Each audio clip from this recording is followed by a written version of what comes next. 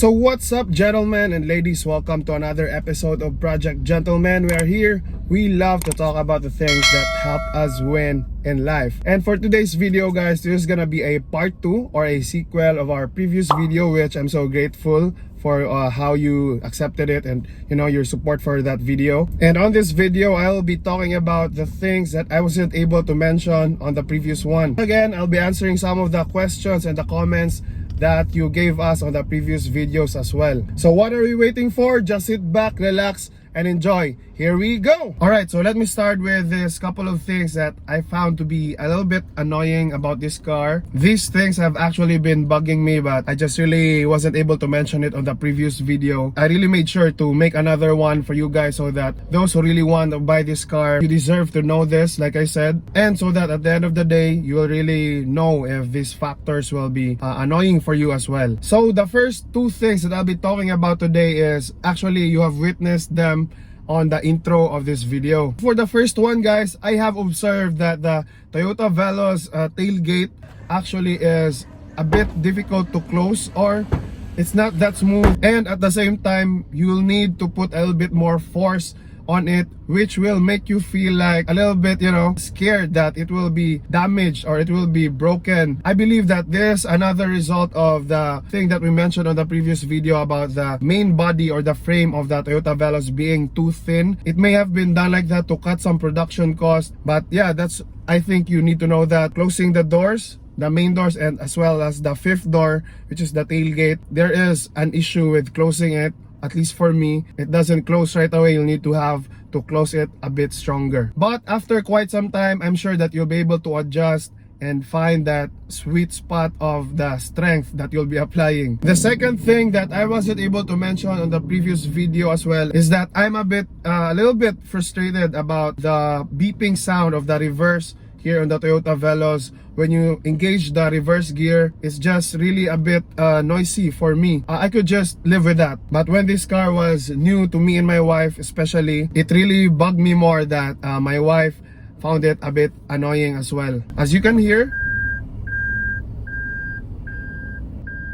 there you go. Certainly this for our safety as well, I know that for sure, but I wish that there could have been an option or a button, right? I believe that everything that was put in a product was really meant by the creator or by the manufacturer. For this case, I hope that there was an option as well to at least turn that off in case you don't need it or you don't want it. I believe that's the case for a lot of other different cars. So I hope that the Toyota Veloz had that. So another thing that I wasn't able to mention before was there is very limited space here on the cockpit or in the main driver's console or area. I have mentioned this on our Veloz versus Innova comparison, but I just wanted to share with you again about that one in case you haven't watched it, that if you're someone who likes a lot of things going on in your life, accessories, even where you can put your coins, that's something that's gonna be a bit limited for this car. I believe that Toyota just really wanted to maintain that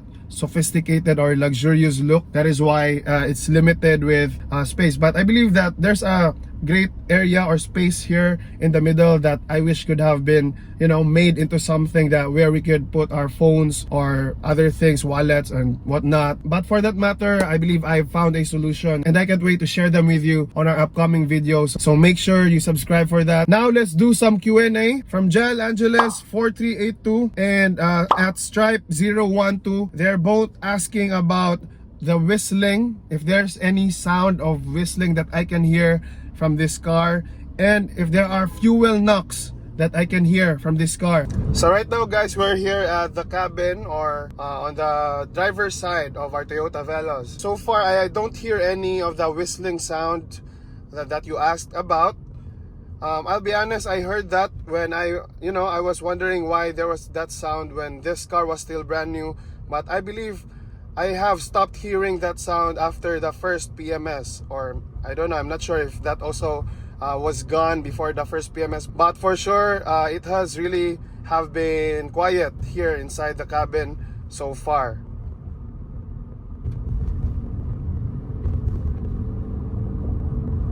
And with regards to the fuel knock as well that you've been asking, there you go, I don't hear it. I don't hear anything. Still, Very quiet, very smooth. Napaka-swabe.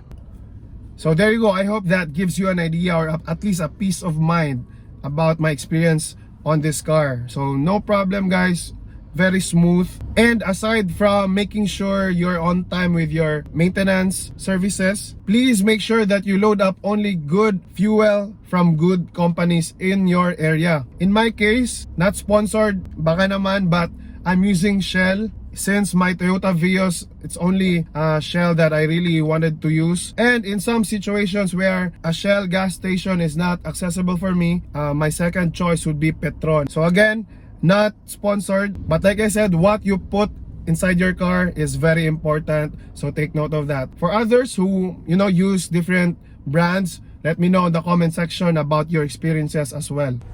Alright, so now with regards to the squeaky sound that you guys have been asking about, the suspicion is it comes from this side, either from the cup holder right here or near the glove compartment area. So right now, this is the situation here in the cabin.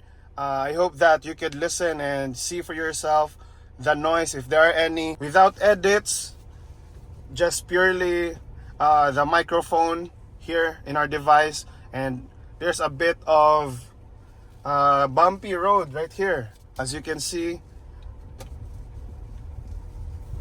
All right.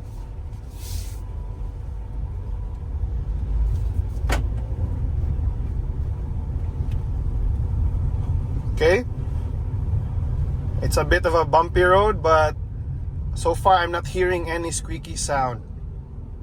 Another thing that I wish Toyota gave us, the option to turn off is the lane warning departure alert, because I really did my best to study the settings, at least try to read the manual. I just wanted to share that with you on the road trip video as well that we did with the Toyota Veloz. There were times that, in the Philippines, it's just very unfortunate that sometimes you'll have to steer away from the potholes, right? So there will be times that you'll have to pass through the certain part of the road where it's gonna hit, or it's gonna sense the cameras here on the sides. It's gonna sense that you're away from the lane. And there are also times that you'll have to avoid, hitting or bumping cars that are parked in the wrong manner here in our road. So there are times that you're on a bit of maintaining speed, and sometimes you're gonna face consecutive cars parking in the wrong manner. That's why you'll be forced to pass through the middle of the road. So when these situations come, which always happens, it will just be triggered. It will keep on notifying you even though you're aware of the situation. So what you can do to get rid of that noise is to use your turn signals, right? But even the turn signals sometimes could be a bit annoying, and that's just as a driver, that's just being honest. Sometimes you just wanna drive in silence, just enjoy the ride. So that's just really one of those nuances